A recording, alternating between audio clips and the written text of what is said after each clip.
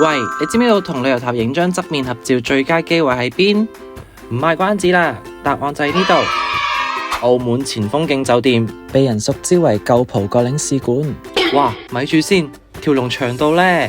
為咗帶大家睇真啲，照片我都排咗1粒鐘，腳都軟晒嚕。終於入嚟啦！廢話少講，馬上揭曉呢座擁有超過100年歷史、經常變身嘅奇蹟建築。大家而家睇到嘅係2樓，平時係領事官邸，今日變身藝術畫廊。望下呢啲拱廊同柱，係好正宗嘅新古典主義風格。過咗100年嘅牆身，搭配現代實用嘅家私，可以睇到呢座建築物至今依然充滿活力。呢度展示嘅係知名藝術家君士坦丁嘅作品，藝術嘅創意同歷史嘅沉澱喺呢度產生奇妙嘅化學反應。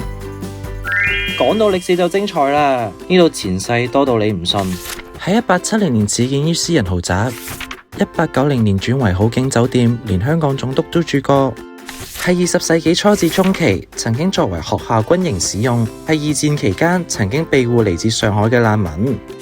直至1967年，佢變返超豪華酒店，號稱全亞洲第3正。唔怕話你知，前排套 Netflix 電影《小人物之歌》就喺呢度取景，係咪好犀利先？不過全場最屈機嘅係呢個隱藏嘅觀景台，成個西環湖、旅遊塔、新葡京一次過睇過晒。1日嘅開放好短，第一座建築嘅故事好長。呢次特別嘅探索就嚟到呢度，希望你都感受到佢獨特嘅魅力啦！